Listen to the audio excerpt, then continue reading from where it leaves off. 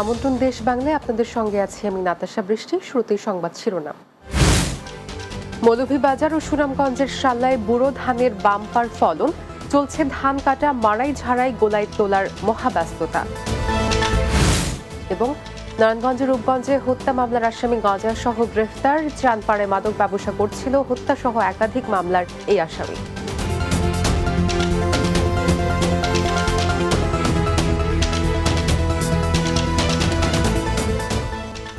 শুনছিলেন শিরোনাম, এবার বিস্তারিত।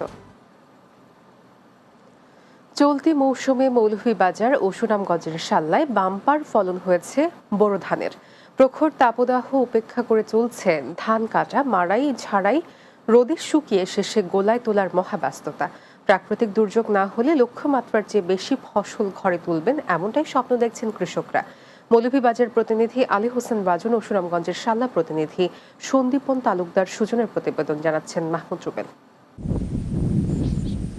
মৌলভীবাজার জেলায় রয়েছে দক্ষিণ এশিয়ার বৃহত্তম হাওর হাকালুকি, কাওয়াদিঘি হাওর, হাইল হাওর, বড় হাওর, করাইয়ার হাওর, কেওলার হাওর। সবকটি ছোট বড় হাওরের বোরো ধানে বাম্পার ফলন হয়েছে। বর্তমানে ধান কাটা এবং মাড়াই কাজে ব্যস্ত চাষিরা, পাশাপাশি গোখাদ্য শুকিয়ে সংরক্ষণও করছেন তারা।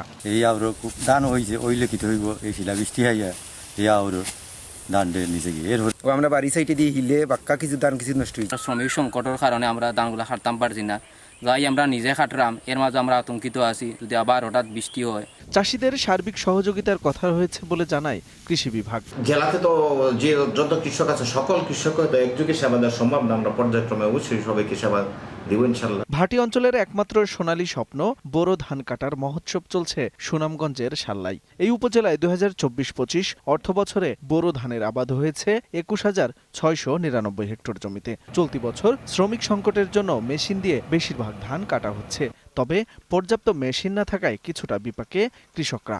মেশিনটা কাটাইলে আমরা ভালো, আর দিন যদি এক সপ্তাহ দেয় বালা দেয় আমরা তুলে ফেলাই। শ্রমিক সংকট, এর মধ্যে হারভেস্টার মেশিন যদি আপনার পর্যাপ্ত পরিমাণে থাকতো তাহলে হয়তো এই ভোগান্তিটা আমরা থাকতো না। ফসল উত্তোলনে সর্বোচ্চ সহযোগিতার পাশাপাশি প্রাকৃতিক দুর্যোগ মোকাবেলায় প্রস্তুতি নেওয়া আছে বলে জানান উপজেলা নির্বাহী কর্মকর্তা। যে কোনো ধরনের প্রাকৃতিক দুর্যোগ মোকাবেলায় আমরা উপজেলা প্রশাসন সবসময় প্রস্তুত আছি। ধান কাটাই কৃষকদের পরামর্শ দেওয়া হয়েছে, জানালেন কৃষি কর্মকর্তা। যদি কোনো ধান শতকরা 80% বা তার বেশি পেকে যায়, সেটা যেন উনি সঠিকভাবে দ্রুততম সময়ে কর্তন করতে পারেন, সেই পরামর্শ দিচ্ছি। হাওর রক্ষা বাঁধগুলো এখনও টেকসই আছে, যে কোনো দুর্যোগ মোকাবেলায় সার্বিক প্রস্তুতি রয়েছে। ফসল রক্ষা বাঁধের কোনো ক্ষয়ক্ষতি হয়নি এবং বাংলাদেশ পানি উন্নয়ন বোর্ড শাল্লা শাখা কর্তৃক যে কোনো দুর্যোগ মোকাবেলায় আমাদের সার্বিক প্রস্তুতি রয়েছে। Desk report, Bangla TV. ঢাকার ধামরায়ে স্বেচ্ছাসেবক দলের সাংগঠনিক আলোচনা সভা অনুষ্ঠিত হয়েছে। নবগ্রাম বাজারে এই সাংগঠনিক আলোচনা সভা অনুষ্ঠিত হয়। ঢাকা জেলা স্বেচ্ছাসেবক দলের যুগ্ম আহ্বায়ক শাহজাহান হোসেন শিপুর সভাপতিত্বে এতে প্রধান অতিথি ছিলেন ঢাকা জেলা বিএনপির সাবেক প্রচার সম্পাদক সুনীল সাহা। বিশেষ অতিথি ছিলেন ঢাকা জেলা যুবদলের সাবেক সহসভাপতি ইবাদুল হক জাহিদ ও ঢাকা জেলা যুবদলের যুগ্ম আহ্বায়ক সুজন আলী সহ অন্যরা।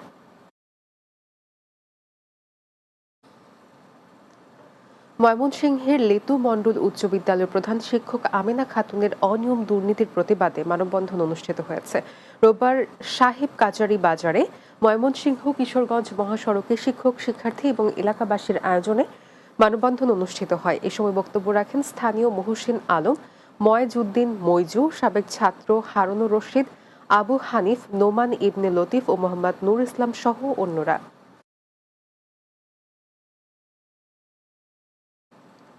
ব্রাহ্মণবাড়িয়ার কসবায় ট্রাকের ধাক্কায় দমকল বাহিনীর কর্মী সজিবুল ইসলাম মারা গেছেন। রোববার কুমিল্লা সিলেট মহাসড়কের উপজেলার 3 লাখ পীর এলাকায় এ দুর্ঘটনা ঘটে। নিহত সজিবুল ইসলাম ব্রাহ্মণপাড়া উপজেলার কান্দুয়ার গ্রামের হুমায়ুন কবিরের ছেলে। সজীব চট্টগ্রামের সন্দ্বীপ উপজেলায় একজন দমকল বাহিনীর কর্মী হিসেবে কর্মরত ছিলেন। হাটিহাতা হাইওয়ে পুলিশ লাশ উদ্ধার করে ময়নাতদন্তের জন্য জেলা সদর হাসপাতালে পাঠিয়েছে।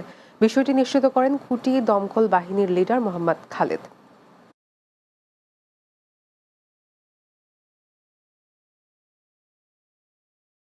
নারায়ণগঞ্জের রূপগঞ্জে হত্যা মামলার আসামি রাসেল ব্যাপারীকে 2 কেজি গাঁজা সহ গ্রেফতার করেছে পুলিশ।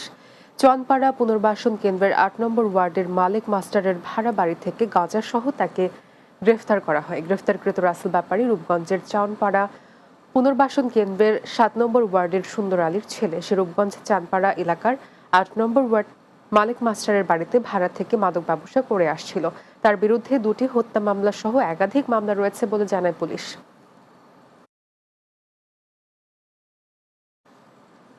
নোয়াখালীর সোনাইমুড়িতে অসহায় শাহ আলমের পরিবারকে মিথ্যা মামলায় জড়িয়ে হয়রানি ও প্রাণনাশের হুমকির সাথে জড়িতদের বিচারের দাবিতে সংবাদ সম্মেলন অনুষ্ঠিত হয়েছে। জেলা শহর মাইজদির ইউরো শপিং কমপ্লেক্সে একটি পত্রিকা অফিসে এই সংবাদ সম্মেলন করে ভুক্তভোগী শাহ আলম। ন্যায় বিচার পেতে তিনি প্রশাসনের কাছে সহযোগিতা কামনা করেন। অভিযুক্ত মাহবুবুর রশিদ রাজু, মাহবুবুল আলম দুলাল অভিযোগ অস্বীকার করে বলেন, শাহ আলমের সাথে কোনো বিরোধ নেই। তদন্ত করে ব্যবস্থা নেওয়ার কথা জানান সোনাইমুড়ি থানার ওসি মোর্শেদ আলম।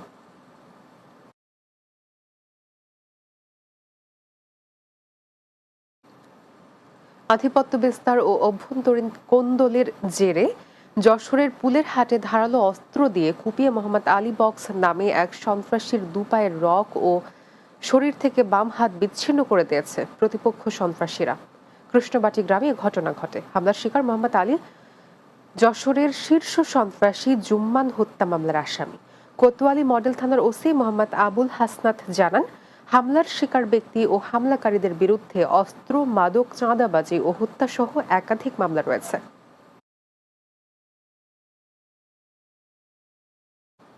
দেশ বাংলায় নিচ্ছি বিরতি, ফিরে অন্যান্য সংবাদের সঙ্গে আলোচনা থাকছে। যশোরের শার্শার বাগআচড়া থেকে স্বর্ণের বার সহ এক পাচারকারীকে আটক, আইনগত ব্যবস্থা নেওয়ার কথা জানান পুলিশ।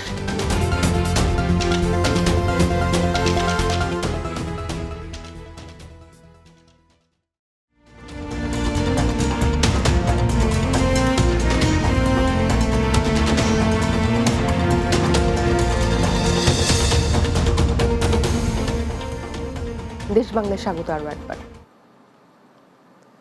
প্রাথমিক শিক্ষার মান উন্নয়নে ফরিদপুরের সদরপুর ও চরভদ্রাসন উপজেলার স্টেক হোল্ডারদের সাথে মতবিনিময় সভা করেছেন প্রাথমিক শিক্ষা অধিদপ্তরের মহাপরিচালক আবু নূর মোহাম্মদ শামসুজ্জামান। সদরপুর উপজেলা পরিষদ হলরুমে অনুষ্ঠানের সভাপতিত্ব করেন জেলা প্রশাসক মোহাম্মদ কামরুল হাসান মোল্লা। এ সময় উপস্থিত ছিলেন প্রাথমিক শিক্ষা অধিদপ্তরের ঢাকা বিভাগীয় উপপরিচালক মোহাম্মদ আলী রেজা, সরকার পল্লী উন্নয়ন ও সমবায় মন্ত্রণালয়ের অতিরিক্ত সচিব মোহাম্মদ ফয়জুর রহমান, সদরপুর উপজেলা নির্বাহী অফিসার জাকিয়া সুলতানা সহ অন্যরা।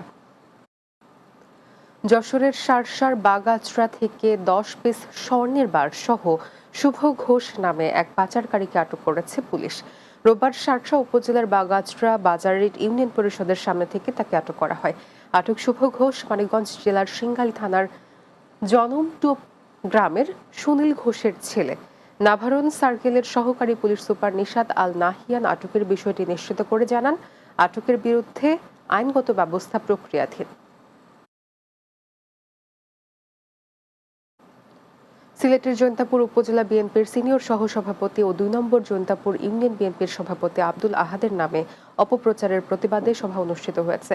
উপজেলা ৪ নম্বর বালাবাজার এলাকায় ইউনিয়ন বিএনপির আয়োজনে এই প্রতিবাদ সভা অনুষ্ঠিত হয়। ইউনিয়ন বিএনপির সদস্য আব্দুল কাইয়ুমের সভাপতিত্বে ও সাধারণ সম্পাদক কাউসার আহমদের সঞ্চালনায় এতে বক্তব্য রাখেন বিএনপি নেতা মোহাম্মদ আবুল কালাম আজাদ, সোনু মিয়া, হজরত আলী, আমির আলী সহ আরো অনেকে। বিএনপি নেতা আব্দুল আহাদের বিরুদ্ধে অপপ্রচারের সুষ্ঠু তদন্ত করে প্রয়োজনীয় ব্যবস্থা নেওয়ার দাবি জানান বক্তারা। ভোলা সদর উপজেলার উত্তর দিঘলদি ও দৌলতখান উপজেলার উত্তর জয়নগর ইউনিয়নের 2 মামলাবাজ নারীর রোশানল থেকে বাঁচতে অবস্থান বিক্ষোভ ও মানববন্ধন করেছে এলাকাবাসী। রবিবার ভুক্তভোগী এলাকাবাসীর ব্যানারে ভোলা চরফ্যাশন আঞ্চলিক সড়কে কর্মসূচি পালন করা হয়। এ সময় ভোলা চরফ্যাশন আঞ্চলিক সড়কে ঘণ্টাব্যাপী সকল ধরনের যান চলাচল বন্ধ ছিল। ভুক্তভোগীরা জানান, ভোলা সদর উপজেলার উত্তর দিঘলদি বাসিন্দা রেখা বেগম ও দৌলতখান উপজেলার উত্তর জয়নগর ইউনিয়নের জ্যোৎস্না বেগম দীর্ঘদিন ধরে বিতর্কিত ও মামলাবাজ নারী হিসেবে পরিচিত। তাদের অত্যাচারে অতিষ্ঠ এলাকাবাসী। গাজীপুরের কালীগঞ্জ পৌরসভা কর্তৃক আয়োজিত হস্তশিল্প, সেলাই ও বিউটিফিকেশন বিষয়ক প্রশিক্ষণ কর্মসূচির উদ্বোধন করা হয়েছে। পৌর মিলনায়তনে প্রশিক্ষণের আনুষ্ঠানিক উদ্বোধন করা হয়। অনুষ্ঠানে প্রধান অতিথি ছিলেন কালীগঞ্জ পৌর প্রশাসক তনিমা আফরাদ। উপজেলা যুব উন্নয়ন কর্মকর্তা মোহাম্মদ ইসমাইল ভুইয়ার সভাপতিত্বে অনুষ্ঠানে বক্তব্য রাখেন উপজেলা প্রকৌশলী রেজাউল হক, কালীগঞ্জ থানা ভারপ্রাপ্ত কর্মকর্তা মোহাম্মদ আলাউদ্দিন, পৌর নির্বাহী কর্মকর্তা শ্যামল কুমার দত্ত সহ অন্যরা। শেষে 3টি ট্রেডে 70 জন নারী প্রশিক্ষণার্থীর মাঝে প্রাথমিক কিটস বিতরণ করা হয়। নরসিংদীর পলাশে বাংলাদেশ ধান গবেষণা ইনস্টিটিউট বোরো মৌসুমে স্থাপিত এসপিডিপি প্লটে ব্রি ধান 105 জাতের ফসল কর্তন ও কৃষক সমাবেশ অনুষ্ঠিত হয়েছে। পলাশের বালিয়া গ্রামে সমাবেশ অনুষ্ঠিত হয়। উপজেলা কৃষি কর্মকর্তা আয়েশা আক্তারের সভাপতিত্বে এতে উপস্থিত ছিলেন বাংলাদেশ ধান গবেষণা কেন্দ্রের প্রধান বৈজ্ঞানিক কর্মকর্তা ডক্টর মোহাম্মদ হুমায়ুন কবির, ঊর্ধ্বতন বৈজ্ঞানিক কর্মকর্তা ডক্টর আফরোজ জাহান, পলাশ উপজেলা কৃষি সম্প্রসারণ কর্মকর্তা সালেউদ্দিন ও শারমিন আক্তার সহ অন্যরা।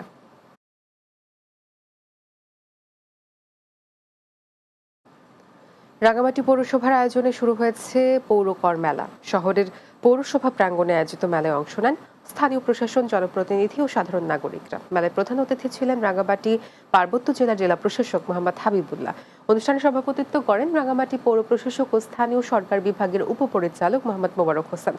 মেলা উদ্বোধনের আগে একটি বর্ণাঢ্য র্যালি বের করা হয়, যা পৌরসভা মাঠ প্রাঙ্গণে গিয়ে শেষ হয়। শেষ করব দেশ বাংলা, যাওয়ার আগে শিরোনামগুলো জানিয়ে দিচ্ছি আরও একবার। মৌলভীবাজার ও সুনামগঞ্জের শাল্লায় বোরো ধানের বাম্পার ফলন, চলছে ধান কাটা, মাড়াই ঝাড়াই, গোলায় তোলার মহাব্যস্ততা। নারায়ণগঞ্জের রূপগঞ্জে হত্যা মামলার আসামি গাঁজা সহ গ্রেফতার, চানপাড়ায় মাদক ব্যবসা করছিল, হত্যা সহ একাধিক মামলার এই আসামি।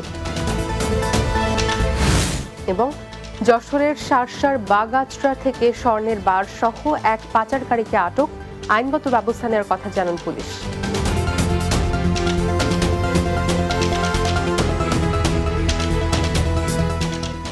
এই ছিল দেশ বাংলা। আমাদের পরবর্তী সংবাদ বিকেল 4:30 দিনের বাংলা দেখার আমন্ত্রণ রইল। এতক্ষণ সঙ্গে থাকার জন্য ধন্যবাদ সবাই।